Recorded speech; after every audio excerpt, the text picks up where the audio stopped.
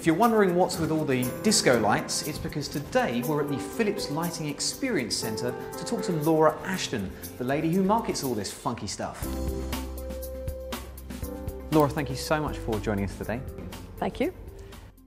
Laura, as head of marketing for this segment in emerging markets, perhaps you can give us an overview of your growing presence across these geographies. Philips was founded in the Netherlands 120 years ago, and we have been present in most parts of Asia for at least 60 years. And looking forward, I think that the growth of our business is very much related to one of the most important trends that all of us are watching right now, which is urbanization. And by that I mean large populations across the world are moving from rural into urban. People are moving into smaller, tighter, taller accommodations. People are traveling more on roads. People are using public spaces more. And lighting has a significant, and particularly intelligent lighting, has an important role to play. And Philips, as a world leader in lighting, has a very important role to play. There's a huge amount of differentiation across these markets. So what were the sort of marketing strategies that you employed, and how were they different in some places and similar in others? The marketing strategy that is the overarching strategy for Philips Lighting is quite consistent throughout the countries of Asia and Latin America and around the world. We place a great deal of importance on customer centricity and on innovation within the business. And as such, what we like to do is to make sure that that overarching strategy is also supported by local insights. And those local insights can turn into opportunities country by country. How do you actually go about getting the insights that you use so frequently? Insights can be gathered through formal research. We may conduct focus groups, we may conduct polls and surveys, so it may be qualitative or quantitative. We also gain insights through understanding what's going on online, whether it's using Google Statistics or other methodologies for tracking online behavior. I find that incredibly important. Philips is driving a lot of awareness towards environmental issues, and I know that you partnered with the WWF for Earth Hour. What sort of thing did you do to capitalise on this partnership and to bring awareness really to these environmental issues?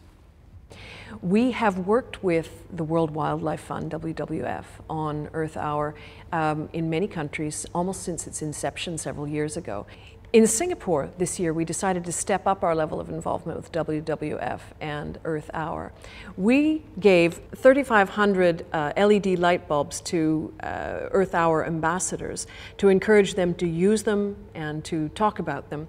We also provided 260 Philips LED candle lights to the opening of Earth Hour and encouraged them to be switched off to initiate the start of Earth Hour.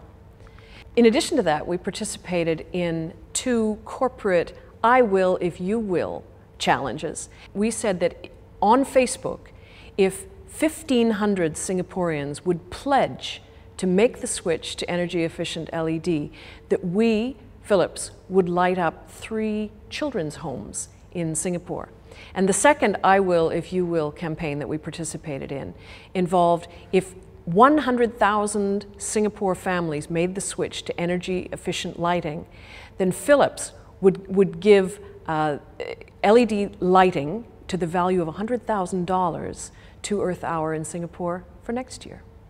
You mentioned Facebook. Can you give us some idea about the sort of mechanics that are behind the Facebook promotions that you're undertaking? Yeah, we're really interested in Facebook and exploring particularly how it applies in the consumer space. And we're learning as we go. But to me, I think one of the keys to unlocking the power of Facebook and social media generally is making sure there's great integration with the rest of our activities. So for Earth Hour, we took quite an organic approach. We tied it into all the other activities we were doing. And to me, it's continuously building. The activities that we did for Earth Hour, I think were very exciting, and they were quite breakthrough for us in terms of where they took us. But to make Facebook work, I believe you also have to have a really serious ongoing commitment. You need to continuously provide fresh and relevant content.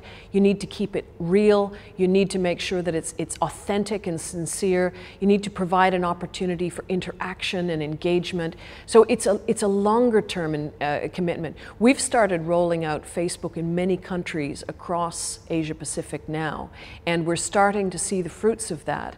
by making sure that we're constantly learning, constantly evolving, leveraging what we've got, working with partners, linking it into all of our other online and offline activities. A lot of companies over the years have made a fuss about their environmental credentials, usually without very much substance behind it. We call it greenwashing.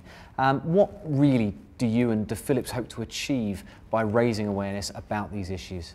The sustainability part of what we do is incredibly important. I actually believe that the most important thing that Philips can do to make a real impact in sustainability is to raise the awareness and ensure that people around the world are buying energy efficient lamps. Hopefully they're buying from Philips, but make that switch. If we could get the world to switch to LED energy efficient lamps, that would reduce consumption by 40%, and that's the equivalent of 670 million tons of carbon dioxide, which is actually the equivalent of 640 medium-sized power plants that wouldn't need to be built. Laura, thank you so much for that. We're going to wrap it up here, but next time we speak, I want to talk about the See What Light Can Do campaign. So thank you very much indeed.